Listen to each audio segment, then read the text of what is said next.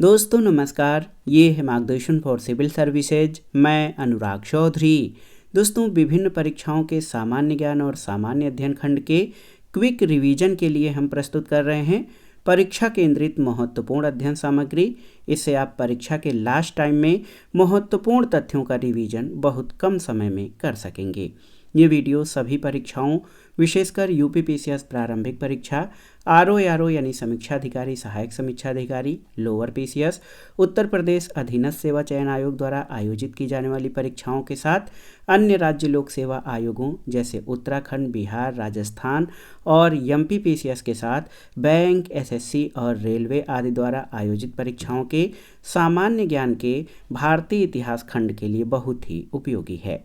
इस वीडियो में हम प्राचीन भारत के इतिहास के केवल उन्हीं तथ्यों पर फोकस करेंगे जहां से सीधे परीक्षा में प्रश्न पूछे जाते हैं।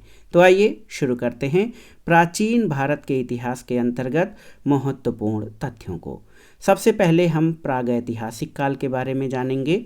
दोस्तों आप जान लीजिए कि प्रागैतिहासिक काल को अध्ययन की सुविधा की दृष्टि से 3 भागों में बांटा गया है। ये भाग हैं प्रागैतिहासिक काल, आद्य ऐतिहासिक काल और ऐतिहासिक काल। प्रागैतिहासिक काल इसको अध्ययन सुविधा की दृष्टि से 3 भागों में बांटा जाता है: पूरा पाषाण काल, मध्य पाषाण काल और नवपाषाण काल। पुनः पूरा पाषाण काल को निम्न पूरा पाषाण काल, मध्य पूरा पाषाण काल और उच्च पूरा पाषाण काल में विभाजित किया जाता है। आद्य ऐतिहासिक काल को सिंधु घाटी की सभ्यता और वैदिक सभ्यता में विभाजित करते हैं। वैदिक सभ्यता को पुनः 2 भागों में विभाजित किया जाता है: प्रारंभिक वैदिक काल जो कि 1500 ईसा पूर्व से 1000 ईसा पूर्व तक, और उत्तर वैदिक काल 1000 ईसा पूर्व से 600 ईसा पूर्व तक है। दोस्तों तीसरा जो विभाजन है ये ऐतिहासिक काल है। तो ऐतिहासिक काल में प्राचीन भारत का इतिहास, मध्यकालीन भारत का इतिहास और आधुनिक भारत का इतिहास, ये 3 खंडों में हम इसको अध्ययन करते हैं। सबसे पहले आइए जानते हैं पूरा पाषाण काल के प्रमुख स्थलों और उनसे प्राप्त होने वाले महत्वपूर्ण जो विशेषताएं हैं, जो महत्वपूर्ण तथ्य हैं। दोस्तों पूरा पाषाण काल में एक महत्वपूर्ण स्थल है भीमबेटका। यहाँ से मानव निर्मित प्राचीनतम शैल चित्रों की प्राप्ति होती है। ये भीमबेटका गुफा चित्र हैं। मध्य पाषाण काल के विभिन्न स्थलों में सराय नाहर राय और महदहा हैं और यहाँ से मानव के अस्थिपंजर का पहला अवशेष मिला है। मध्य पाषाणकालीन स्थल चौपानी मांडो, यहाँ से वन्य धान के प्रमाण मिले हैं और आदमगढ़ और बागोर, यहाँ से पशुपालन के प्राचीनतम साक्ष्य मिले हैं मध्य पाषाण काल में। दोस्तों नवपाषाण काल, तो नवपाषाण काल जो है इस काल की सबसे महत्वपूर्ण देन या विशेषता क्या है? कृषि का विकास है और आग का सबसे पहले प्रयोग भी नवपाषाण काल में हुआ था और इसी काल में पहिए का आविष्कार हुआ था। नवपाषाणकालीन स्थलों में कोल्डीहवा और यहाँ से सबसे पहले चावल के साक्ष्य मिले हैं। बुर्जहोम, यहाँ से मानव कंकाल के साथ कुत्ते के कंकाल के अवशेष मिले हैं और चिरांद एक स्थल है, यहाँ से पशु हड्डी और हिरण के सींग के उपकरण मिले हैं। दोस्तों देखिए नवपाषाणकालीन स्थलों में संगनकल्लू, पिकली हल और उत्तनूर, ये दक्षिण भारत के स्थल हैं। यहाँ से राख के टीले के साक्ष्य प्राप्त होते हैं। अब आइए जानते हैं सिंधु सभ्यता से संबंधित महत्वपूर्ण तथ्यों के बारे में। दोस्तों आप जान लीजिए कि सिंधु सभ्यता अति प्राचीन सभ्यता है और इसे कांस्य युगीन सभ्यता कहा जाता है। सिंधु सभ्यता की जो मान्य तिथि है ये कार्बन 14 द्वारा जो इसकी आयु निर्धारित की गई है वो 2300 ईसा पूर्व से 1700 ईसा पूर्व इसकी मान्य तिथि है सिंधु सभ्यता की। दोस्तों सिंधु सभ्यता के विस्तार से संबंधित प्रश्न भी पूछे जाते हैं। सिंधु सभ्यता का उत्तरी विस्तार जो है ये मांडा में चिनाव तट पर, दक्षिण विस्तार दैमाबाद में गोदावरी नदी के तट पर, पूर्वी विस्तार आलमगीरपुर ये हिंडन नदी के तट पर स्थित है और पश्चिमी विस्तार सुतकांगेडोर दाश्क तट को माना जाता है। तो सिंधु सभ्यता, जिसको हड़प्पा सभ्यता भी कहा जाता है, इसका विस्तार बहुत अधिक था। ये बहुत बड़े क्षेत्र पर विकसित सभ्यता थी। कांस्य युगीन सभ्यता इसको कहा जाता है। सिंधु सभ्यता से संबंधित जो महत्वपूर्ण स्थल हैं जहाँ से परीक्षाओं में प्रश्न पूछे जाते हैं, इनको जान लेते हैं। दोस्तों, सिंधु सभ्यता का सबसे महत्वपूर्ण स्थल हड़प्पा है। इसकी अवस्थिति कहाँ है?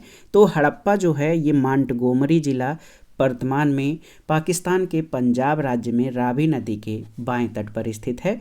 और इसकी जो खोज है या इसका उत्खनन दयाराम साहनी ने 1921 में कराया था। हड़प्पा से विशाल अन्नागार के साक्ष्य, समाधान R37, नृत्य मुद्रा का खंडित धड़ और आयताकार मोहर पर स्त्री के गर्भ से निकलते पौधे की प्राप्ति हड़प्पा स्थल से हुई है। सिंधु सभ्यता का दूसरा महत्वपूर्ण स्थल मोहनजोदड़ो है और ये सिंधु नदी के दाएं तट पर पाकिस्तान के लरकाना जिला में ये स्थल स्थित है।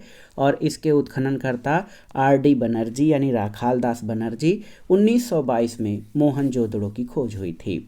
मोहनजोदड़ो से वृहद स्नानागार, विशाल अन्नागार, नर्तकी की कांस्य मूर्ति और एक मुद्रा पर पद्मासन की मुद्रा में विराजमान एक योगी का चित्र है जिसके 3 मुख हैं। ये सभी चीज़ें मोहनजोदड़ो से प्राप्त हुई हैं। लोथल तो आप जानते हैं, ये भोगवा नदी के तट पर अहमदाबाद गुजरात में है। S.R. राव ने इसका उत्खनन 1955 में कराया था।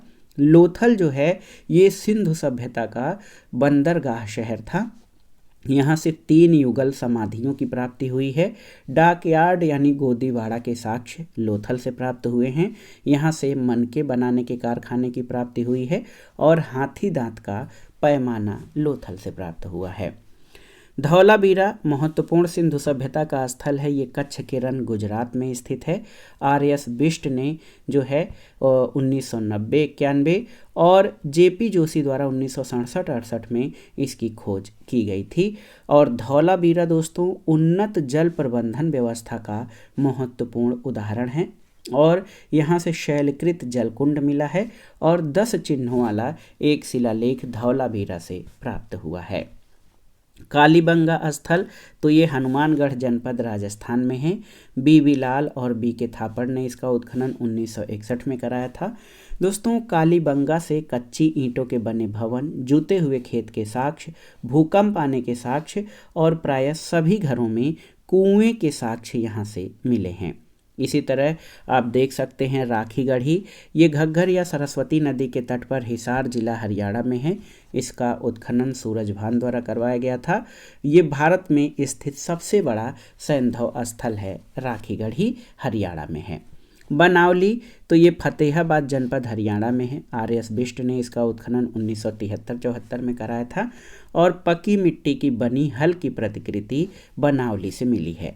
रोपड़ तो दोस्तों ये महत्वपूर्ण सैंधव स्थल सतलज नदी के तट पर पंजाब में है और इसका उत्खनन यज्ञ दत्त शर्मा के द्वारा कराया गया था।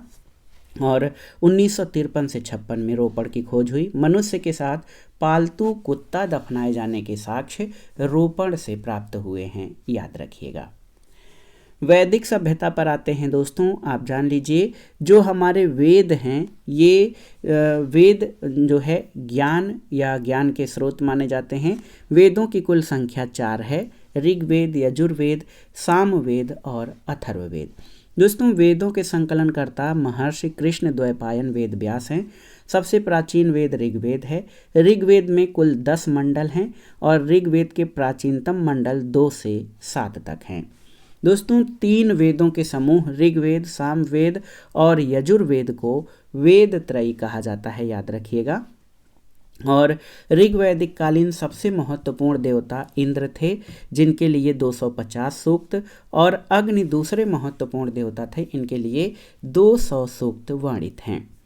दोस्तों, बोगज कोई अभिलेख में जो कि एशिया माइनर से प्राप्त हुआ है, यहाँ से जिन देवताओं का उल्लेख हुआ है बोगज कोई अभिलेख में 4 देवताओं का उल्लेख है। वैदिक देवता इंद्र, वरुण, मित्र और नासत्य, इसको जरूर याद रखिएगा। दोस्तों, वैदिक आर्यों की भाषा जो थी वो संस्कृत थी। मूल वैदिक साहित्य जो है थोड़ा कठिन था, उसको समझाने के लिए 6 वेदांग ग्रंथों की रचना की गई थी। ये 6 वेदांग कौन कौन से हैं? शिक्षा, निरुक्त, कल्प, छंद, व्याकरण और ज्योतिष। अब आइए ऋग्वेद के मंडलों के बारे में जान लेते हैं। ऋग्वेद के मंडल और उनसे संबंधित महत्वपूर्ण तथ्यों के बारे में। दोस्तों आप जान लीजिए, ऋग्वेद के प्रथम मंडल के रचयिता मधुछंदा, मेघातिथि और गौतमा आदि हैं। द्वितीय मंडल की रचना गृत समद के द्वारा की गई। तृतीय मंडल के रचनाकार ऋषि विश्वामित्र हैं और इसी मंडल में गायत्री मंत्र जो ओम भूर्भुवः स्वः तत्सः है, इसका वर्णन मिलता है। चतुर्थ मंडल के रचयिता वामदेव हैं और इसमें कृषि से संबंधित मंत्र हैं। पंचम मंडल के रचयिता अत्रि हैं। षष्ठम मंडल के रचयिता भारद्वाज और सप्तम मंडल के रचयिता ऋषि वशिष्ठ हैं। इसी मंडल में प्रसिद्ध 10 राज्ञन या 10 राज्य युद्ध का वर्णन किया गया है। और अष्टम मंडल के रचयिता कण्व और अंगिरस ऋषि हैं। नवम मंडल के रचयिता कई ऋषिगण हैं, इसे सोम मंडल कहा जाता है। और दशम और अंतिम मंडल विमदा, इंद्र, शची और अन्य के द्वारा रचित है। और इसी मंडल में पुरुष सूक्त का वर्णन है, जहाँ से 4 वर्णों ब्राह्मण, क्षत्रिय, वैश्य और शूद्र की उत्पत्ति मानी जाती है। सबसे पहले पुरुष सूक्त में वैदिक साहित्य का विकास जान लेते हैं। तो आप जान लीजिए दोस्तों, वैदिक साहित्य जो है इसका विकास, तो ऋग्वेद, यजुर्वेद, सामवेद और अथर्ववेद ये संहिता के रूप में हैं। संहिता के भाष्य के रूप में लिखे गए ग्रंथ ब्राह्मण कहलाते हैं और ब्राह्मण ग्रंथों के परिश्रेष्ठ आरण्यक हैं। इनका इसलिए नाम पड़ा क्योंकि इनकी रचना जंगल में की गई थी। उपनिषद आरण्यक का विशिष्ट भाग हैं और उपनिषद भारतीय दर्शन के स्रोत माने जाते हैं। उपनिषद का अर्थ होता है गुरु के समीप बैठना या गुरु से बैठकर ज्ञान प्राप्त करना। दोस्तों वेदों के उपवेद भी हैं, जैसे ऋग्वेद का उपवेद आयुर्वेद है और इसके जो ऋषि होते हैं उनको होर्त्रा कहा जाता है और ऋग्वेद ऋचाओं का संकलन है। यजुर्वेद का उपवेद याद रखिएगा, यजुर्वेद धनुर्वेद। तो ऋग्वेद का आयुर्वेद उपवेद है, यजुर्वेद का उपवेद धनुर्वेद और इसके ऋषि को अर्धव्य कहा जाता है और यजुर्वेद यज्ञ कर्म से संबंधित सूक्त इसमें दिए गए हैं। सामवेद का उपवेद गंधर्ववेद है, इसके जो वाचक होते हैं उनको उद्गाता कहा जाता है और सामवेद गीतों का संकलन है और यूँ कहा जाए कि सामवेद भारतीय संगीत का स्रोत है। अथर्ववेद इसका उपवेद शिल्पवेद है, इसके ऋत्विक ब्रह्म कहलाते हैं और अथर्ववेद तंत्र मंत्र, जादू टोना और रोग निवारण के उपाय इसमें वर्णित हैं। दोस्तों प्रमुख वैदिक कालीन नदियाँ, उनके प्राचीन नाम और वर्तमान में उसे किस नाम से जाना जाता है, यहाँ से प्रश्न बार बार परीक्षाओं में पूछे जाते हैं, मिलान करने के लिए भी पूछे जाते हैं। तो आइए जान लेते हैं प्राचीन वैदिक कालीन नदियों के बारे में। दोस्तों प्राचीन वैदिक कालीन नदी अस्किनी, इसका वर्तमान नाम चेनाब है। परुसड़ी नदी जिसके तट पर 10 राज्ञन युद्ध हुआ था, इसको वर्तमान में रावी नदी कहा जाता है। विपाशा ये ब्यास नदी है। प्राचीन वैदिक काल की नदी शुत्रुद, इसको वर्तमान में सतलज कहा जाता है। गंडक जो है ये सदानीरा के नाम से विख्यात थी। कुभा नदी वर्तमान में काबुल के नाम से जानी जाती है और वैदिक कालीन नदी क्रुमु कुर्रम नदी के नाम से। गोमती नदी अत्यंत प्राचीन है और जो है ये वर्तमान में गोमती नदी है, इसको गोमल कहा जाता था। और दृशद्वती नदी ये घग्घर नदी है वर्तमान में और सुवास्तु नदी ये स्वात नदी है। और वितस्ता जो है वर्तमान में झेलम नदी। वितस्ता जो है वैदिक कालीन नदी थी जो वर्तमान में झेलम नदी के रूप में जानी जाती है। दोस्तों शतपथ ब्राह्मण में 12 रत्निन का वर्णन किया गया है। 12 रत्निन का वर्णन किया गया है शतपथ ब्राह्मण ग्रंथ में। इसमें 12 रत्निन में ग्रामणी, युवराज, पट्टमहिषी, पुरोहित, सेनानी, सूत, अक्षवाप, छता, भागदूध, संग्रहिता, पालागल और गवी कृति हैं। तो याद रखिएगा शतपथ ब्राह्मण में 12 रत्निन का उल्लेख किया गया है। 16 संस्कार जो हैं हमारे प्राचीन जो हैं वेदों के अंग हैं 16 संस्कार। 16 संस्कारों में आप देखिए कि गर्भाधान संस्कार, पुंसवन संस्कार, सीमांतोन्नयन, जातकर्म और नामकरण संस्कार हैं। इसके अलावा निष्क्रमण, अन्नप्राशन, चूड़ाकरण, कर्णवेध और विद्यारंभ, और आप जान लीजिए उपनयन, वेदारंभ, केशांत, समावर्तन, विवाह और अंत्येष्टि। ये 16 संस्कार जो हैं हमारे प्राचीन ग्रंथों में वर्णित हैं, जो कि मनुष्य के जीवन से संबंधित हैं। आइए जानते हैं आश्रम के बारे में। चारों आश्रमों का उल्लेख कहाँ पर सबसे पहले किया गया है? तो जाबालो उपनिषद है। उपनिषद जाबाल उपनिषद में चारों आश्रम का उल्लेख किया गया है। ये 4 आश्रम हैं ब्रह्मचर्य, गृहस्थ, वानप्रस्थ और संन्यास। मनुष्य के संपूर्ण जीवन को 100 वर्ष मानते हुए 25-25 वर्षों में इन 4 आश्रमों का उल्लेख किया गया है। तो ब्रह्मचर्य, गृहस्थ, वानप्रस्थ और संन्यास आश्रम। दोस्तों विवाह महत्वपूर्ण संस्कार है। विवाह के कई प्रकार हैं। ब्रह्म विवाह, दैव विवाह, आर्ष विवाह, प्रजापत्य विवाह। ये सभी विवाह उच्च कोट के विवाह माने जाते हैं, जबकि आसुर, गांधर्व, राक्षस और पैशाच विवाह ये निम्न कोट के विवाह में आते हैं। आइए देखते हैं वेद, उनकी शाखाएं, ब्राह्मण, आरण्यक, उपनिषद और विशेष तथ्यों को। देखिए दोस्तों, आप जान लीजिए ऋग्वेद जो हमारा है, ऋग्वेद जो है इसके ब्राह्मण ग्रंथ ऐतरेय ब्राह्मण, कौशितकी ब्राह्मण या संखायन ब्राह्मण हैं। इनके आरण्यक में ऋग्वेद के आरण्यक ऐतरेय और कौशितकी हैं, और ऋग्वेद के संबंधित उपनिषद ऐतरेय और कौशितकी हैं। विशेष बात यह है कि ऐतरेय ब्राह्मण में राजसूय यज्ञ और सतयुग, त्रेता, द्वापर और कलयुग का वर्णन मिलता है। यजुर्वेद की 2 शाखाएं हैं, कृष्ण यजुर्वेद और शुक्ल यजुर्वेद। और कृष्ण यजुर्वेद में देखिए काठक, कपिष्ठल, मैत्रायणी और तैत्तिरीय शाखाएं हैं। शुक्ल यजुर्वेद में कण्व या वाजस्नेयी संहिता और माध्यन दिन हैं। अगर यजुर्वेद के ब्राह्मणों की बात करें तो इसमें तैत्तिरीय ब्राह्मण कृष्ण यजुर्वेद से संबंधित है, और शुक्ल यजुर्वेद से शतपथ ब्राह्मण। कृष्ण यजुर्वेद के आरण्यक तैत्तिरीय और मैत्रायणी हैं। और दोस्तों शुक्ल यजुर्वेद का जो आरण्यक है बृहदारण्यक है। अगर उपनिषदों की बात करें तो कृष्ण यजुर्वेद शाखा में उपनिषद तैत्तिरीय उपनिषद, मैत्रायणी उपनिषद, श्वेताश्वर उपनिषद और कठोपनिषद आते हैं।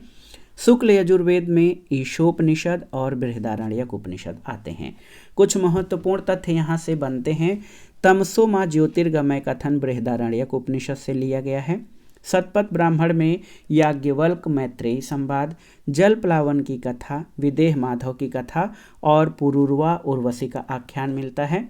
बृहदारण्यक उपनिषद में याज्ञवल्क्य गार्गी संवाद है, और कठोपनिषद में यम नचिकेता संवाद का वर्णन है। और दोस्तों स्त्रियों को भी यज्ञोपवीत धारण करने का अधिकार था, इसका वर्णन तैत्तिरीय उपनिषद से मिलता है। सामवेद, तो दोस्तों आप जान लीजिए जो सामवेद के शाखाएं हैं, शाखाओं में कौथुम, राणायनीय और जैमिनी हैं। पंचविश, तांड, छांदोग्य, जैमिनी, खडविश इसके ब्राह्मण ग्रंथ हैं। छांदोग्य और दोस्तों केन इसके उपनिषद हैं। छांदोग्य उपनिषद सबसे प्राचीन उपनिषद है। सबसे पहले इसी उपनिषद में कृष्ण का उल्लेख मिलता है। इसमें सत्यकाम, जाबाल कथा, उद्दालक, आरुण्य और श्वेत केतु संवाद का उल्लेख मिलता है। बहुत ही महत्वपूर्ण ये सभी तथ्य हैं दोस्तों, इसको आप याद कर लीजिएगा, बहुत ही महत्वपूर्ण है। अथर्ववेद, तो अथर्ववेद की 2 शाखाएं हैं, शौनक और पिप्पलाद। और इसका जो ब्राह्मण ग्रंथ है अथर्ववेद का, ये गोपथ ब्राह्मण है, याद रखिएगा, इसके आरण्यक नहीं हैं। और उपनिषदों में अथर्ववेद के उपनिषद मुंडकोपनिषद, मांडुक्य उपनिषद और प्रश्न उपनिषद हैं। मुंडकोपनिषद से ही जो भारत के राजचिन्ह का सूत्र वाक्य है सत्यमेव जयते वो लिया गया है, और सबसे छोटा उपनिषद जो है ये मांडुक्य उपनिषद है। अब आइए दोस्तों महत्वपूर्ण जैन धर्म से संबंधित कुछ महत्वपूर्ण तथ्यों को जान लेते हैं जो परीक्षाओं के लिए अति संभावित और महत्वपूर्ण हैं। देखिए दोस्तों, जैन धर्म में आप जानते हैं कि कुल 24 तीर्थंकर हुए हैं। महावीर स्वामी 24वें और अंतिम तीर्थंकर थे। भगवान ऋषभ देव प्रथम तीर्थंकर रहे। तो भगवान ऋषभ देव प्रथम तीर्थंकर, इनका प्रतीक चिन्ह वृषभ या बैल है। अजीत नाथ दूसरे तीर्थंकर रहे, इनका प्रतीक चिन्ह हाथी। संभवनाथ तीसरे तीर्थंकर, इनका प्रतीक चिन्ह अश्व। अभिनंदन पांचवें, इनका प्रतीक चिन्ह बंदर। और सुमतिनाथ जो है, इनका प्रतीक चिन्ह क्रौंच पक्षी रहा। पद्म प्रभु का प्रतीक कमल है। सुपार्श्वनाथ का स्वास्तिक। चंद्र प्रभु का अर्धचंद्र। और पुष्पदंत या सुविच्छनाथ, इनका जो प्रतीक चिन्ह है मकर है। शीतलनाथ का श्रीवस्त्र और श्रेयांसनाथ का खड़ग और गैंडा है। वाशुपूज्य का प्रतीक चिन्ह भैंसा है। इसी तरह 13वें जैन तीर्थंकर बिमलनाथ रहे, इनका प्रतीक चिन्ह वाराह है। अनंतनाथ 14वें, प्रतीक चिन्ह बाज। धर्मनाथ 15वें, प्रतीक चिन्ह वज्रदंड। शांतिनाथ ये 16वें तीर्थंकर थे जैन तीर्थंकर, इनका हिरण है प्रतीक चिन्ह। कुंभनाथ का प्रतीक चिन्ह बकरा। अर्हनाथ का प्रतीक चिन्ह मत्स्य। मल्लीनाथ 19वें, इनका प्रतीक चिन्ह कलश। मुनि सुव्रत 20वें तीर्थंकर, कछुआ इनका प्रतीक चिन्ह। 21वें तीर्थंकर नमीनाथ थे, नीला कमल इनका प्रतीक चिन्ह है। और अरिष्ट नेम या नेमिनाथ 22वें तीर्थंकर थे, जिनका प्रतीक चिन्ह शंख है। पार्श्वनाथ बहुत ही महत्वपूर्ण है, 23वें जैन तीर्थंकर, इनका प्रतीक चिन्ह सर्प है। और 24वें और अंतिम जैन तीर्थंकर भगवान महावीर स्वामी रहे, इनका जरूर याद रख लीजिए। इनका जो प्रतीक चिन्ह है वो सिंह है। तो पहले जो जैन तीर्थंकर थे भगवान ऋषभ देव, उनका जरूर याद रखिए, प्रतीक चिन्ह वृषभ है। 23वें तीर्थंकर पार्श्वनाथ का प्रतीक चिन्ह सर्प। और महावीर स्वामी 24वें जैन तीर्थंकर थे, इनका प्रतीक चिन्ह सिंह है, ये जरूर याद रखिएगा। दोस्तों, महावीर स्वामी के जीवन परिचय और महत्वपूर्ण तथ्यों को जान लेते हैं। महावीर स्वामी का जन्म 599 ईसा पूर्व में कुंडग्राम वैशाली में हुआ था। इनके पिता सिद्धार्थ थे, जो कि ग्रात्रिक कुल के प्रधान थे। इनकी माता का नाम त्रिशला या विदेह दत्ता था, जो लिच्छवी के राजा चेटक की बहन थी। भगवान महावीर स्वामी के बचपन का नाम वर्धमान था। इनकी पत्नी यशोदा थी, कुंडीय गोत्र की कन्या थी। और महावीर स्वामी के पुत्री का नाम अड़ोज्जा अथवा प्रियदर्शना था। और इनके दामाद या प्रथम शिष्य जामाली बने थे। दोस्तों, महावीर स्वामी को ज्ञान की प्राप्ति जिम्भ्रिक ग्राम के समीप ऋजुपालिका नदी के तट पर साल वृक्ष के नीचे हुआ था। और भगवान महावीर स्वामी ने अपना प्रथम उपदेश राजगृह में बराकर नदी के तट पर दिया था। इन्होंने सामान्य बोलचाल की भाषा अर्धमागधी प्राकृत में अपने उपदेश दिए थे। और महावीर स्वामी की मृत्यु 527 ईसा पूर्व में पावा में मल्लगढ़ राज्य के सस्तिपाल के राजप्रसाद में हुई थी। दोस्तों, जैन धर्म के त्रिरत्न के बारे में पूछा जाता है कि जैन धर्म के त्रिरत्न कौन हैं, इनके बारे में बताइए। तो याद रखिएगा, सम्यक दर्शन, सम्यक ज्ञान और सम्यक आचरण, ये जैन धर्म के त्रिरत्न हैं। जैन धर्म के 5 महाव्रत कौन कौन से हैं? तो सत्य, अहिंसा, अस्तेय, अपरिग्रह और ब्रह्मचर्य, ये जैन धर्म के 5 महाव्रत हैं, इनको जरूर याद रखिएगा। जैन संप्रदाय, तो दोस्तों आप जान लीजिए, जैन संप्रदाय 2 भागों में विभाजित हुआ था, श्वेतांबर और दिगंबर। जो स्थूल भद्र के शिष्य थे वे श्वेतांबर कहलाए और भद्रबाहु के शिष्य दिगंबर कहलाए थे। स्थूल भद्र के जो शिष्य थे वो उसमें पुजेरा और डूढ़िया थे। पुजेरा डेरावासी थे और डूढ़िया ये स्थानकवासी थे। दिगंबर जो कोई भी वस्त्र नहीं धारण करते थे, ये भद्रबाहु के शिष्य थे। इनमें कई शाखाएं थीं। भद्रबाहु के शिष्यों में 20 पंथी, 13 पंथी, तारण पंथी, गुयान पंथी और तोता पंथी। दोस्तों जैन धर्म का विश्वास जो था वो किस में था आपको जानना चाहिए। जैन धर्म निरीश्वरवादी है, इसमें ईश्वर की मान्यता नहीं है। जैन धर्म आत्मा में विश्वास करता है और पुनर्जन्म और कर्म में भी जैन धर्म का विश्वास था। जैन धर्म ने वेदों की अपौरुषेयता स्वीकार नहीं किया, यानी वेदों को इन्होंने ये नहीं स्वीकार किया कि ये ईश्वर द्वारा रचित हैं। तो याद रखिएगा जैन धर्म निरीश्वरवादी दर्शन है, ईश्वर की मान्यता नहीं है। ये आत्मा में विश्वास करते हैं, कर्म और पुनर्जन्म में इनका विश्वास है और वेदों की अपौरुषेयता जैन धर्म ने स्वीकार नहीं किया था। कुछ जैन संगीतियाँ भी हुई हैं। दोस्तों पहली जैन संगीति 300 ईसा पूर्व में पाटलिपुत्र में स्थूलभद्र की अध्यक्षता में हुई और द्वितीय बौद्ध संगीत 512 ईस्वी में बल्लभी गुजरात में देवर्धिगण या क्षमा श्रवण की अध्यक्षता में हुई थी। जैन धर्म के बाद बौद्ध धर्म से संबंधित जो महत्वपूर्ण तथ्य हैं उनको देख लेते हैं। देखिए दोस्तों बौद्ध धर्म के प्रवर्तक गौतम बुद्ध थे और इनका जन्म 563 ईसा पूर्व में लुम्बिनी में हुआ था। इनके पिता शुद्धोधन थे जो कपिल वस्तु के शाक्यगढ़ के प्रधान थे। गौतम बुद्ध की माता का नाम माया देवी या महामाया था जो कोली वंश की राजकुमारी थीं। गौतम बुद्ध के बचपन का नाम सिद्धार्थ और इनका पालन पोषण इनकी मौसी प्रजापति गौतमी ने किया था। इनकी पत्नी यशोदा थी, यशोधरा जो शाक्य कुल की कन्या थी। इनके एक पुत्र जिनका नाम राहुल था और गौतम बुद्ध को ज्ञान की प्राप्ति उरुवेला या बोधगया में निरंजना, जिसको फल्गु नदी कहा जाता है, फल्गु नदी के तट पर पीपल वृक्ष के नीचे हुआ था। गौतम बुद्ध ने अपना प्रथम उपदेश सारनाथ अथवा ऋषिपत्तनम में वहाँ पर मृगदाव में दिया था। बौद्ध संघ में जो प्रथम महिला जिनका प्रवेश हुआ था वो प्रजापति गौतमी थी। इनकी मृत्यु 483 ईसा पूर्व में मल्ल की राजधानी कुशीनारा जो है उत्तर प्रदेश में हुई थी और इन्होंने अपने उपदेश जनसाधारण की भाषा पाली में दिया था। बुद्ध के जीवन से संबंधित कुछ प्रतीकों के बारे में जान लेते हैं। दोस्तों गर्भ जो है वो हाथी इसका प्रतीक है। जन्म का प्रतीक कमल और बैल हैं। गौतम बुद्ध के महाभिनिष्क्रमण या गृहत्याग का प्रतीक अश्व यानी घोड़ा है, याद रखिएगा।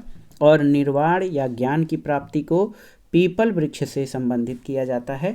गौतम बुद्ध के धर्म चक्र परिवर्तन या प्रथम उपदेश को चक्र से जोड़ा जाता है और महापरिनिर्वाण या जो है मृत्यु को स्तूप से संबंधित किया जाता है। स्तूप महापरिनिर्वाण का प्रतीक चिन्ह है।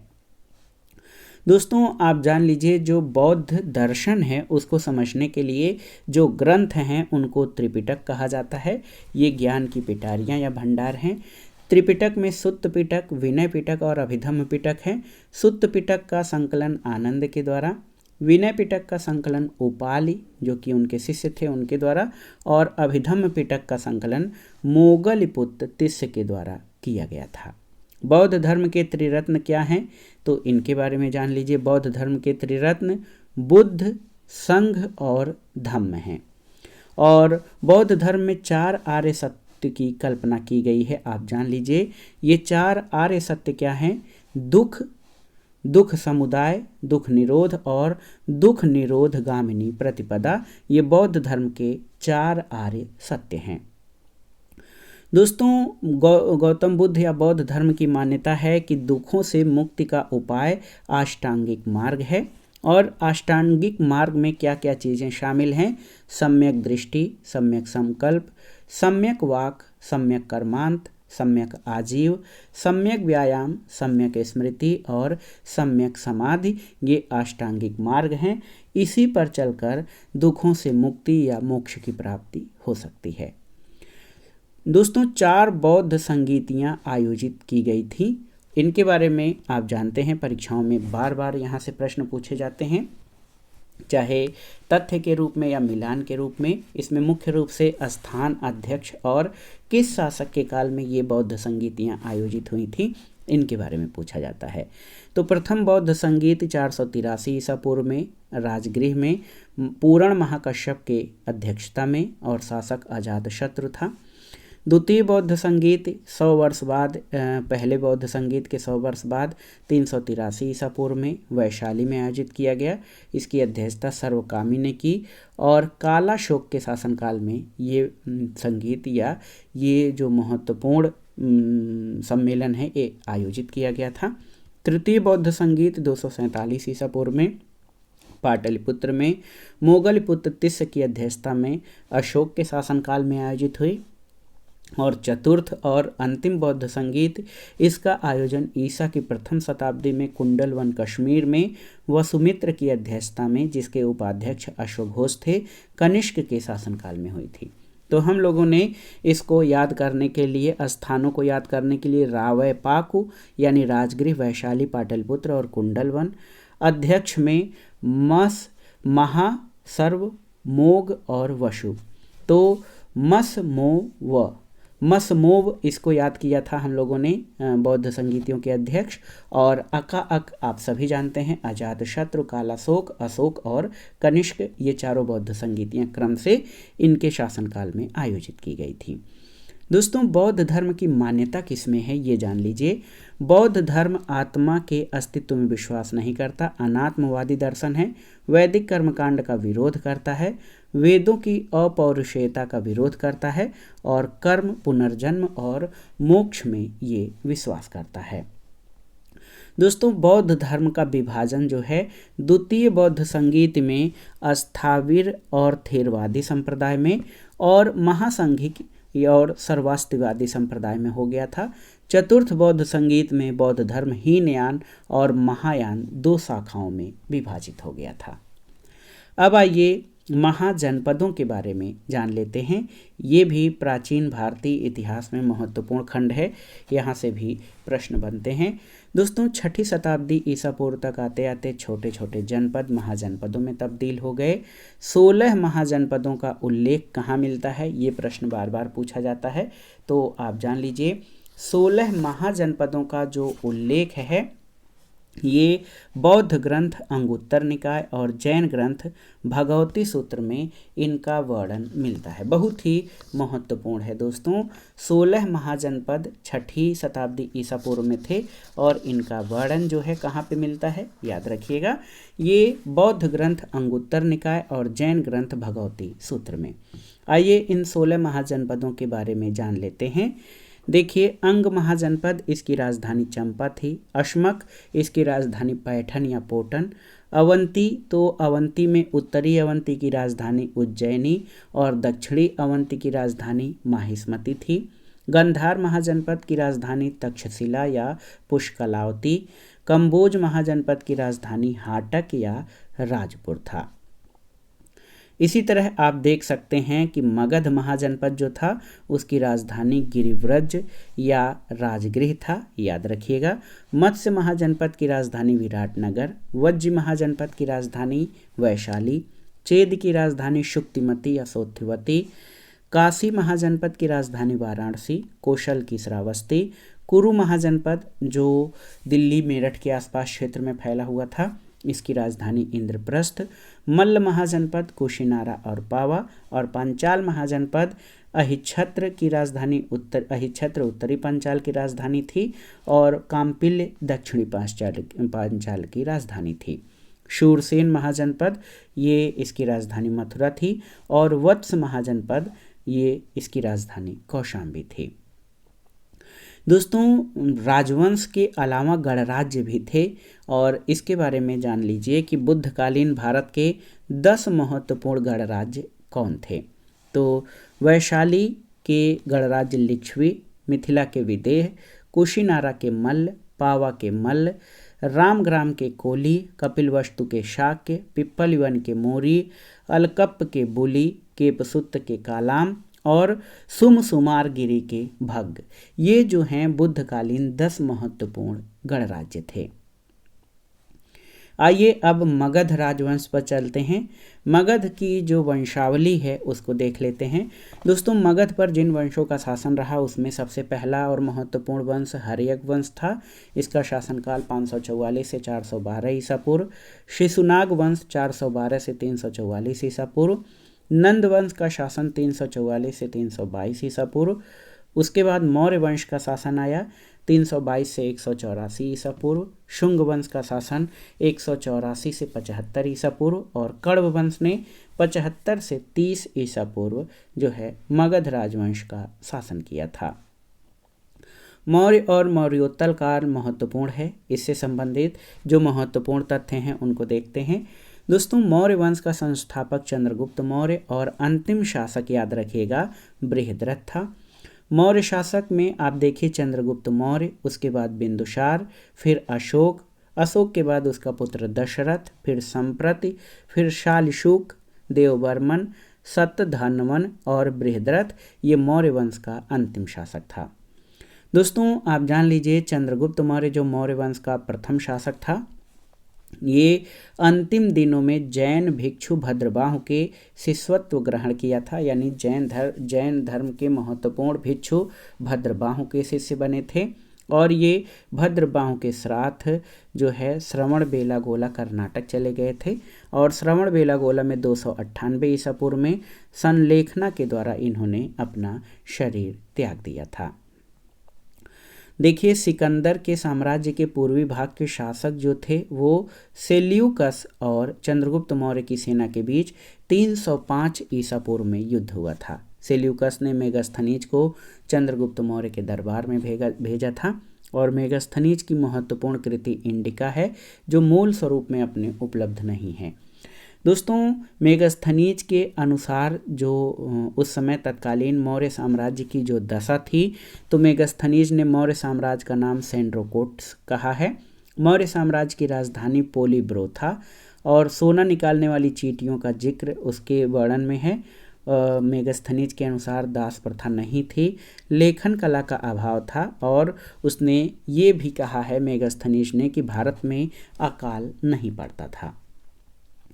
दोस्तों, मेगास्थनीज के वर्णन के अनुसार भारत में 7 प्रकार की जातियां हैं: दार्शनिक, कृषक, पशुपालक, कारीगर, योद्धा, निरीक्षक और सभासद। तो मेगास्थनीज ने 7 प्रकारों का वर्णन किया है भारत में। चंद्रगुप्त मौर्य का प्रधानमंत्री और प्रधान पुरोहित कौटिल्य, जिनको विष्णुगुप्त या चाणक्य भी कहा जाता है, ये थे। कौटिल्य ने राज शासन या शासन व्यवस्था, शासन कला के ऊपर महत्वपूर्ण ग्रंथ अर्थशास्त्र की रचना की है, जो प्राचीन भारतीय राजनीति का महत्वपूर्ण ग्रंथ है। और अर्थशास्त्र में राज्य के शासन के लिए सप्तांग सिद्धांत का वर्णन किया गया है, याद रखिएगा। सप्तांग सिद्धांत में क्या क्या चीज़ें आती हैं इसके बारे में आपको जानना जरूरी है। सप्तांग सिद्धांत के अंतर्गत तो सप्तांग सिद्धांत में 7 अंग हैं। राजा, जो कि राज्य के शिर या शीश के समान है। अमात्य जो है ये राज्य की आँखें हैं। जनपद राज्य की जंघाएं हैं। दुर्ग जो है चौथा महत्वपूर्ण अंग है, जो राज्य की भुजाएं हैं। कोश राज्य का मुख है। दंड राज्य का मस्तिष्क। और मित्र जो हैं वो राज्य के कान हैं। तो राजा यानी स्वामी, अमात्य, जनपद, दुर्ग, कोश, दंड और मित्र, ये सप्तांग सिद्धांत के 7 महत्वपूर्ण अंग हैं। दोस्तों, बिंदुसार जो कि महत्वपूर्ण शासक था मौर्य वंश का, बिंदुसार ने सीरिया के शासक एंटियोकस से 3 वस्तुएं, मीठी मदिरा, सूखी अंजीर और एक दार्शनिक की मांग की थी। अशोक, जिसका शासनकाल दोस्तों 273 से 232 ईसा पूर्व रहा है, इसके बारे में महत्वपूर्ण तथ्यों को जान लेते हैं। अशोक की माता का नाम सुभद्रांगी, पिता का नाम बिंदुसार और इनका प्रचलित नाम देव नाम प्रियदर्शी आता है। अशोक का राज्याभिषेक 269 ईसा पूर्व में राज्यारोहण के 4 वर्ष बाद हुआ था। इनके अभिलेखों की भाषा प्राकृत है और अभिलेखों की लिपि ब्राह्मी, खरोष्ठी, अरमाइक और यूनानी है। अशोक नाम का उल्लेख अशोक के मास्की, गुर्जरा, नेतुर और उदय गोलम अभिलेख में मिलता है। यहाँ से भी प्रश्न पूछा जाता है कि अशोक का नाम अशोक किन अभिलेखों में मिलता है, तो याद रखिएगा मास्की, गुर्जरा, नेतुर, उदय गोलम। दोस्तों अशोक के अभिलेखों का विभाजन जो है किस प्रकार से किया जा सकता है, तो अशोक के शिलालेख, स्तंभ लेख और गुहा लेख हैं। शिलालेखों में दीर्घ शिलालेख हैं जिनकी संख्या कुल 14 है जो 10 स्थानों से प्राप्त हुए हैं, और दूसरे प्रकार के शिलालेख लघु शिलालेख हैं। स्तंभ लेखों की संख्या 7 है जिसमें लौरिया अरराज, लौरिया नंदनगढ़, रामपुरवा, दिल्ली टोपरा, दिल्ली मेरठ, प्रयाग और शंकुशा हैं। इसके अलावा गुहा लेख भी अशोक के मिलते हैं। 14 दीर्घ शिलालेख और उनके विषयों के बारे में जान लेते हैं। पहला शिलालेख जीव हत्या के निषेध से संबंधित है।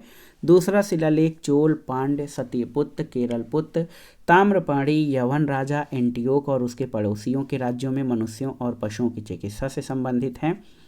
तीसरा शिलालेख युक्त, रज्जुक और प्रादेशिक नाम 3 नए अधिकारियों की नियुक्ति से संबंधित है। और चौथा शिलालेख में ये वर्णन कि भेरी घोष धम्म घोष में बदल गया। दोस्तों 5वें शिलालेख के माध्यम से ये जानकारी है कि राज्याभिषेक के 13वें वर्ष बाद धम्म महामात्रों की नियुक्ति की गई थी। 6ठे शिलालेख में प्रतिवेदकों को राजा का हाल बताने का आदेश दिया गया था प्रजा का। और 7वां शिलालेख सभी संप्रदाय के लोग सब जगह निवास करें। 8वां शिलालेख अशोक के द्वारा धम्म यात्राओं के आरंभ से संबंधित हैं। 9वां शिलालेख धम्म मंगल सर्वश्रेष्ठ घोषित किया गया। 10वां शिलालेख धम्म नीति की श्रेष्ठता पर बल। 11वां धम्म दान का उल्लेख। और 12वां महत्वपूर्ण शिलालेख है जो कि धार्मिक सहिष्णुता पर बल देता है। 13वां शिलालेख कलिंग विजय 261 ईसा पूर्व का वर्णन 13वें शिलालेख में है। इसके अलावा 5 यवन राजाओं का उल्लेख, चोल, पांड्य, सत्यपुत्र, केरलपुत्र और ताम्रपाणी का उल्लेख 13वें शिलालेख में है। और 14वां सभी लेखों के लिए उपसंहार के स्वरूप में है। 14 दीर्घ शिलालेख और उन कहाँ से प्राप्त हुए हैं, उनकी अवस्थिति वर्तमान में कहाँ है, उसके बारे में जानिए। तो गिरनार शिलालेख जो है ये जूनागढ़ गुजरात से प्राप्त हुआ। शाहबाजगढ़ी शिलालेख पेशावर पाकिस्तान में है। धौली शिलालेख पुरी ओडिशा से संबंधित है। जौगढ़ शिलालेख गंजाम जिला ओडिशा से। कालसी देहरादून उत्तराखंड। सोपारा शिलालेख ठाणे महाराष्ट्र में इसकी अवस्थिति है। मानसेहरा याद रखिएगा हाजरा पाकिस्तान में। एरगुडी शिलालेख जो है करनूल आंध्र प्रदेश में। कंधार अफगानिस्तान में। और सन्नति शिलालेख ये गुलबर्गा कर्नाटक से प्राप्त हुआ है। एक और प्रश्न पूछता है कि अशोक के 13वें शिलालेख में वर्णित 5 यवन राजा कौन कौन से हैं। तो मिस्र का राजा टालमी फिलाडेल्फस द्वितीय जिसको तुर्मे कहा जाता था। एपिरस, अलेक्जेंडर या अलेक्सुंदर, साइरिन इसको मैगस या मग कहा गया है। मैसिडोनिया का राजा दोस्तों एंटीगोनस गोनाट्स या अंतिकन था। सीरिया का शासक एंटियोकस द्वितीय या अंतियोक था। तो अशोक के 13वें शिलालेख में मिस्र का राजा टालमी फिलाडेल्फस द्वितीय या तुर्मे, एपिरस का राजा अलेक्जेंडर, साइरिन का मैगस या मग, मैसिडोनिया का एंटीगोनस या गोनाट्स और सीरिया का शासक एंटियोकस द्वितीय था। दोस्तों मौर्य प्रशासन की इकाई या जो है मौर्य शासन किस तरह से चलता था उसके बारे में जानना बहुत ज़रूरी है। बहुत ही महत्वपूर्ण तथ्य है, यहाँ से पूछे जाते हैं। दोस्तों मौर्य जो शासन था उसमें जो बड़ा पूरा राज्य था उसको साम्राज्य कहा गया है। साम्राज्य प्रांतों में विभाजित था और यहाँ जो शासक होता था वो उपराजा होता था। प्रांत जो है मंडल में विभाजित थे जिसका शासन प्रदेष्टा के द्वारा किया जाता था। मंडलों का विभाजन आहार या विषय में किया गया था जिसके शासक विषयपति होते थे। और विषयपति जो आहार या विषय था ये स्थानीय में इसका विभाजन था। स्थानीय 800 ग्रामों का समूह होता था। द्रोणमुख 400 ग्रामों का समूह था और खारवटिक 200 ग्रामों का समूह था। संग्रहण ये 10 ग्रामों का समूह था और मौर्य प्रशासन की सबसे छोटी इकाई ग्राम थी। कुछ महत्वपूर्ण पदाधिकारियों के बारे में जान लेते हैं। यहाँ से प्रश्न पूछा जाता है परीक्षाओं में, तो कंफ्यूज मत होइएगा, अच्छे से इसको तैयार करिए। देखिए मौर्य काल के महत्वपूर्ण पदाधिकारी तो कुप्याध्यक्ष ये वन विभाग का अध्यक्ष होता था। याद रखिएगा, मौर्य शासन में कुप्याध्यक्ष ये वन विभाग का अध्यक्ष होता था। सीताध्यक्ष कृषि विभाग का अध्यक्ष था। विविताध्यक्ष चारागाह और पशु सुरक्षा का अध्यक्ष था। सूनाध्यक्ष ये बूचड़ खाने का अध्यक्ष था। पड़याध्यक्ष याद रखिएगा ये वाणिज्य विभाग का अध्यक्ष था। पौतवाध्यक्ष तो ये पोत नहीं बल्कि मापतौल विभाग का अध्यक्ष था। लक्षणाध्यक्ष ये टकसाल का अध्यक्ष होता था। और अकराध्यक्ष ये खान विभाग का अध्यक्ष था। तो ये मौर्य काल के महत्वपूर्ण पदाधिकारी हैं और उनकी जो वर्तमान स्थिति है वो हो सकती है कैसे आप। तो अकराध्यक्ष खान विभाग, कुप्याध्यक्ष वन विभाग, लक्षणाध्यक्ष टकसाल विभाग, पौतवाध्यक्ष मापतौल विभाग, पड़याध्यक्ष वाणिज्य विभाग, सूनाध्यक्ष बूचड़ खाना विभाग और विविताध्यक्ष चारागाह और पशु सुरक्षा, सीताध्यक्ष कृषि विभाग का अध्यक्ष होता था। दोस्तों, केंद्रीय प्रशासन जो मौर्य काल का जो केंद्रीय प्रशासन था उसके जो हैं प्रत्येक विभाग का प्रमुख जो होता था वो तीर्थ के नाम से जाना जाता था। केंद्रीय प्रशासन का जो प्रत्येक विभाग था उसका प्रमुख तीर्थ के नाम से जाना जाता था। पहले स्थान पर आप देखिए कुल 18 तीर्थों की बात की गई है कौटिल्य के अर्थशास्त्र में जिनसे राज्य का शासन चलता था। पहले स्थान पर प्रधानमंत्री या पुरोहित था। दूसरे पर युवराज राजा का उत्तराधिकारी। तीसरे पर समाहर्ता, तीसरा तीर्थ समाहर्ता जो राजस्व मंत्री। चौथा सन्निधाता कोषाध्यक्ष होता था। पांचवा सेनापति या सैन्य मंत्री। छठा प्रदेष्टा जो फौजदारी न्यायालयों का न्यायाधीश होता था। व्यवहारिक ये जो पदाधिकारी था ये दीवानी न्यायालय के न्यायाधीश होते थे। दंडपाल सैन्य संसाधन एकत्र करने वाला। अंतपाल जो था ये सीमावर्ती या सीमांत प्रदेशों के दुर्गों या किलाओं की देखरेख करने वाला था। इसके अलावा आप देखिए कर्मांतिक उद्योग मंत्री प्रमुख विभागाध्यक्ष होता था। दुर्गपाल देश के भीतर दुर्ग की देखभाल करने वाला प्रमुख होता था। नागरक नगरों की व्यवस्था का प्रमुख था। और प्रशासता ये राजकीय दस्तावेजों को सुरक्षित करने वाला प्रमुख था। दौवारिक राजप्रसादों का अधिकारी था। अंतर्वशिक ये राजा की निजी अंगरक्षक सेना का प्रमुख होता था।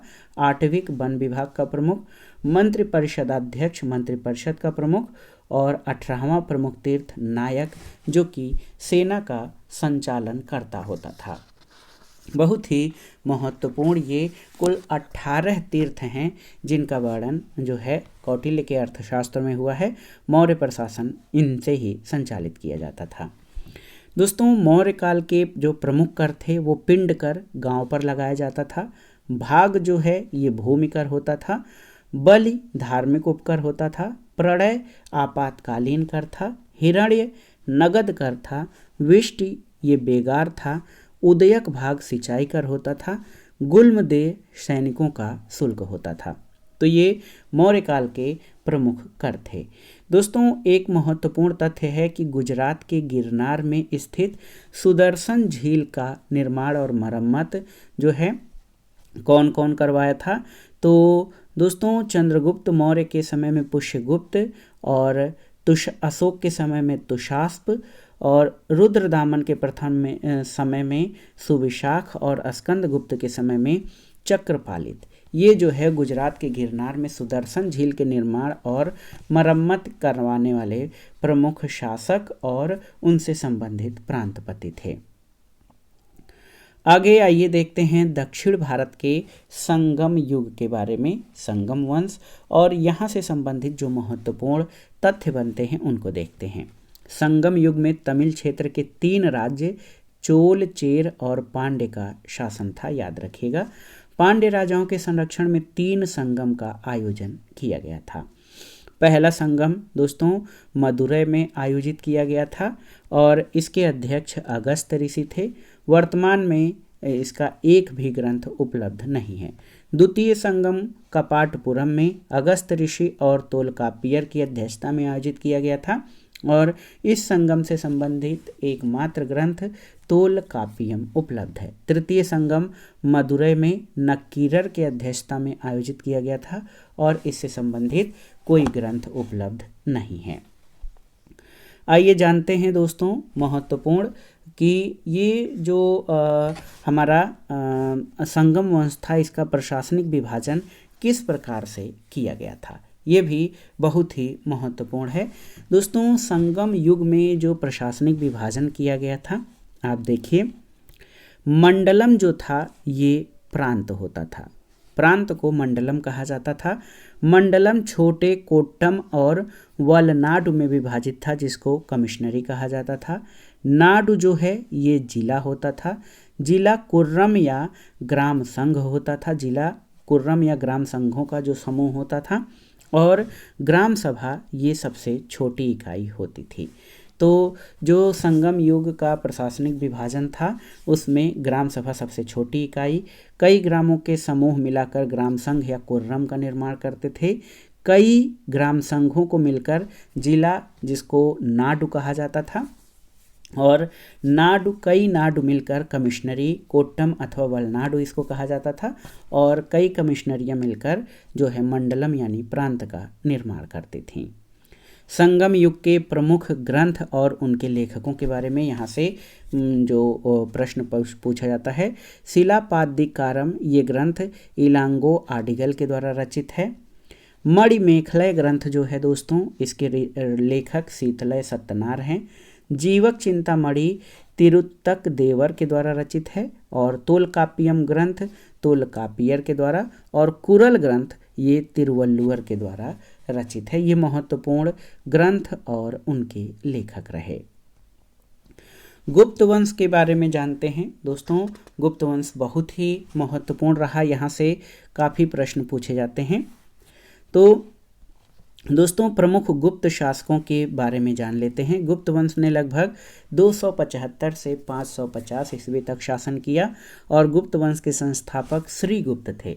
दूसरे महत्वपूर्ण शासक घटोत्कच और तीसरे शासक चंद्रगुप्त प्रथम थे, जिनकी पत्नी कुमार देवी थी। समुद्रगुप्त जो है चौथे शासक थे, इनकी पत्नी दत्ता देवी थी। पांचवें शासक काच और रामगुप्त थे। छठे क्रम पे चंद्रगुप्त द्वितीय का स्थान आता है, इनकी पत्नी ध्रुवा देवी और कुबेर नागा। कुमारगुप्त प्रथम, इनकी पत्नी अनंत देवी थी। और कुमारगुप्त प्रथम के बाद स्कंदगुप्त, फिर पुरुगुप्त, उसके बाद कुमारगुप्त द्वितीय, बुद्धगुप्त और विष्णुगुप्त, ये गुप्त प्रमुख गुप्त वंशीय शासक रहे।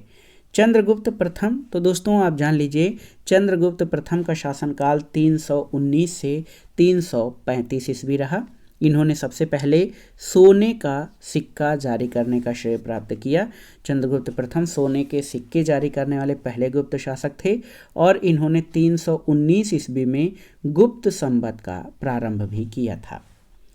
दोस्तों अगले महत्वपूर्ण शासक गुप्त वंश के समुद्रगुप्त हैं, जिनका शासनकाल 335 से 375 ईस्वी है, न कि ईसा पूर्व। याद रखिएगा 335 से 375 ईस्वी समुद्रगुप्त का शासनकाल है और इन्होंने अश्वमेध यज्ञ किया और अश्वमेध प्रकार के सोने के सिक्के जारी किए।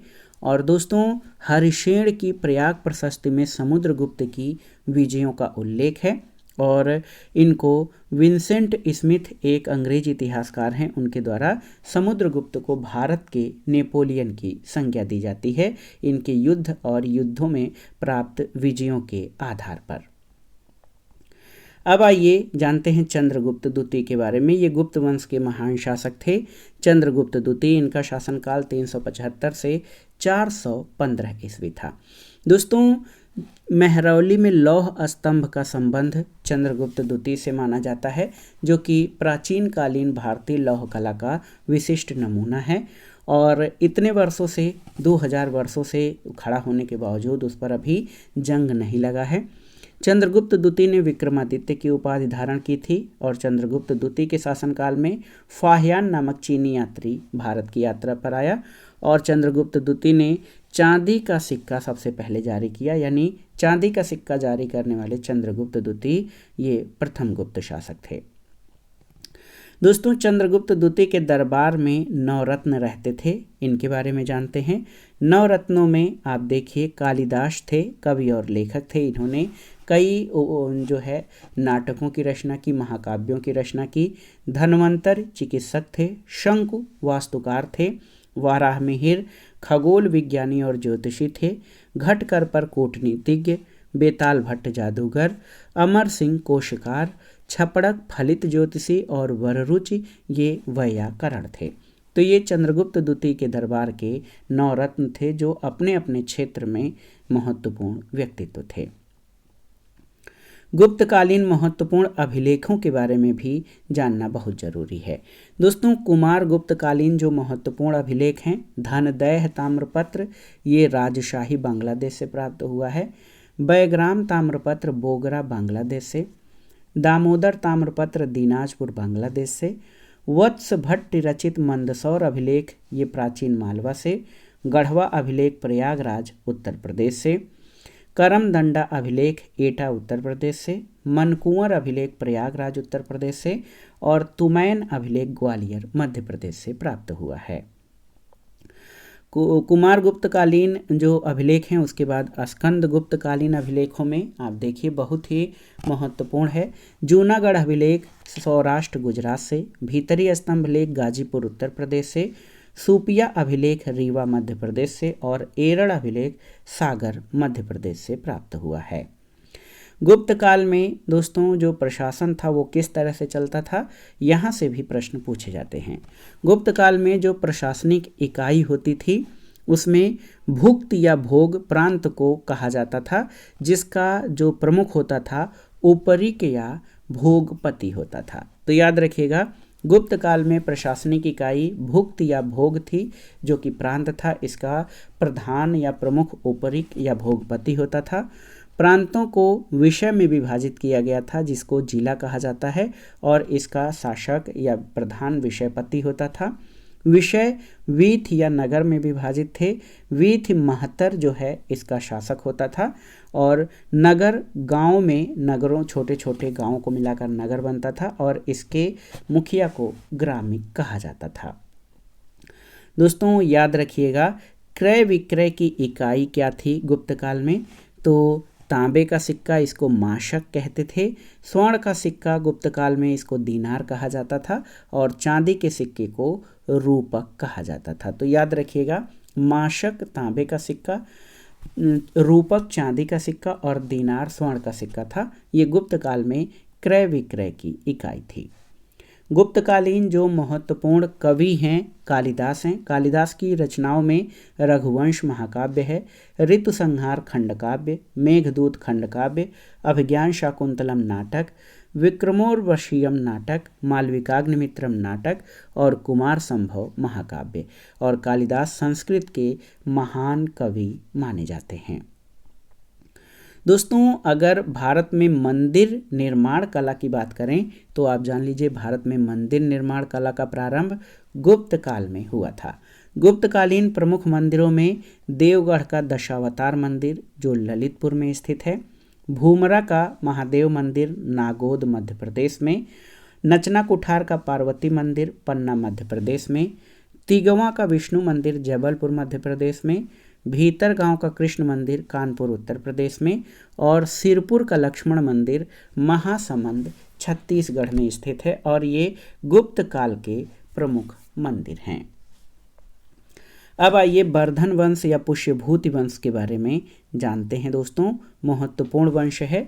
दोस्तों वर्धन वंश के संस्थापक पुष्यभूति रहे, और इस वंश के प्रमुख शासकों में देखिए पुष्यभूति, नरवर्धन, राज्यवर्धन प्रथम, आदित्यवर्धन, प्रभाकर वर्धन, राज्यवर्धन द्वितीय और हर्षवर्धन।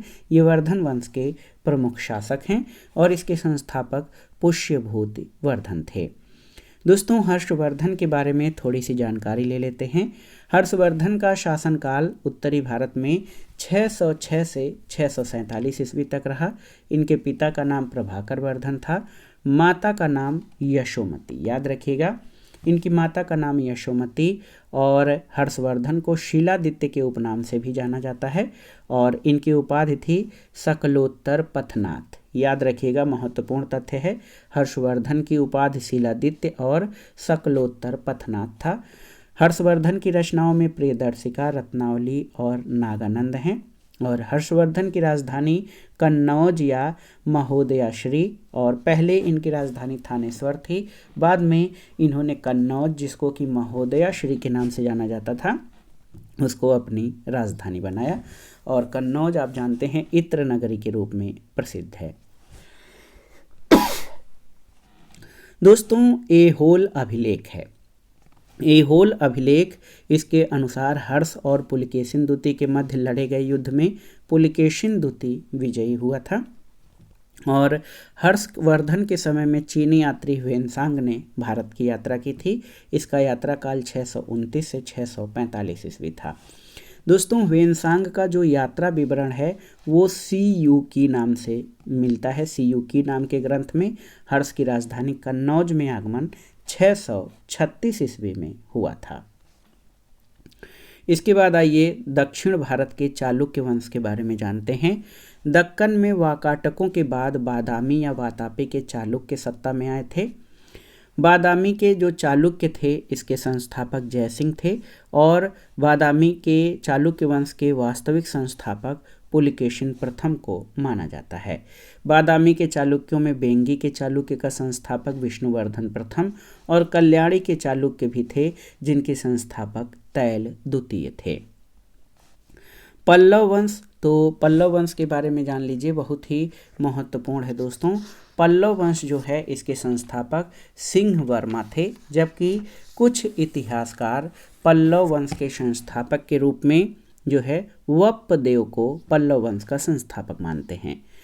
पल्लव वंश की राजधानी कांची या कांचीपुरम थी और इसके अंतिम शासक अपराजित वर्मन थे। प्रमुख पल्लव शासकों के बारे में जान लेते हैं। तो देखिए, सिंह विष्णु पल्लव शासक थे। किरातार्जुनीयम के लेखक भारवी इनके दरबार में रहते थे। महेंद्र वर्मन प्रथम, एकाश्म मंदिर के निर्माण की शुरुआत महेंद्र वर्मन प्रथम के शासनकाल में हुई। और संस्कृत के नाटक मत्त विलास प्रहसन, जो है हंसी मजाक वाली रचना है, प्रहसन है, इसकी रचना महेंद्र वर्मन प्रथम के द्वारा की गई। एक महत्वपूर्ण पल्लव शासक हैं नरसिंह वर्मन प्रथम। तो 642 ईस्वी में चालुक्यों की राजधानी वादामी पर इन्होंने अधिकार किया। वातापी कोंड और महामल्ल की उपाधि इन्होंने धारण की। और नरसिंह वर्मन प्रथम ने महाबलीपुरम या मामल्लपुरम के रथ मंदिरों का शुभारंभ किया था। नरसिंह वर्मन द्वितीय, तो दोस्तों इनका शासनकाल पल्लव वंश के शासकों में बहुत ही महत्वपूर्ण है। मंदिर निर्माण की नई शैली राजसिंह शैली का प्रयोग नरसिंह वर्मन द्वितीय के द्वारा किया गया। और कांची के कैलाश मंदिर का निर्माण और महाबलीपुरम के तटीय मंदिरों का निर्माण नरसिंह वर्मन द्वितीय के द्वारा कराया गया था। और दश कुमार चरित महत्वपूर्ण ग्रंथ है। इसके लेखक दंडिन जो है नरसिंह वर्मन द्वितीय के दरबार में थे। दक्षिण भारत का महत्वपूर्ण चोल वंश, इसके बारे में जो महत्वपूर्ण तथ्य हैं उनके बारे में जान लेते हैं। दोस्तों, चोल वंश का संस्थापक विजयालय था और अंतिम शासक चोल वंश का राजेंद्र तृतीय था। चोल वंश की राजधानी तंजावुर थी। बाद में गंगैकोंड चोलपुरम चोल वंश की राजधानी बनी थी। प्रमुख चोल शासकों के बारे में और महत्वपूर्ण जो तथ्य हैं उनके बारे में जानते हैं। परांतक प्रथम, तो दोस्तों परांतक प्रथम ने पल्लवों का पूर्ण उन्मूलन किया और अपनी उपाधि मदुरै कोंड रखी थी। 949 ईस्वी में तक्कोलम का युद्ध हुआ था राष्ट्रकूट कृष्ण तृतीय से, जिसमें परांतक प्रथम पराजित हुआ था। तो याद रखिएगा, पल्लवों का पूर्ण उन्मूलन करने वाला शासक चोल शासक परांतक प्रथम था, लेकिन तक्कोलम के युद्ध में राष्ट्रकूट शासक कृष्ण तृतीय से पराजित हो गया था। चोल वंश का महत्वपूर्ण शासक एक राजराज प्रथम है। तंजावुर में बृहदेश्वर या राजराजेश्वर मंदिर का निर्माण इसने करवाया था।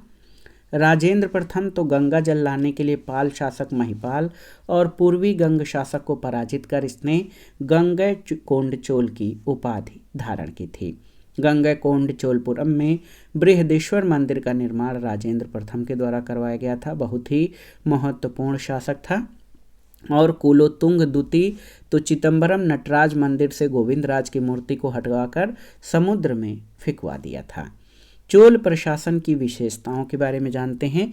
दोस्तों, चोल प्रशासन ये ग्राम प्रशासन की स्वायत्तता या जिसको हम कहा जाए स्थानीय स्वशासन जो वर्तमान में कहा जाए तो ये चोल प्रशासन की महत्वपूर्ण विशेषता थी, जिसमें ग्राम प्रशासन की स्वायत्तता थी। गांव की गतिविधियों की देखरेख के लिए कुछ समितियां स्थापित की गई थीं जिनको वरीयम कहा जाता था।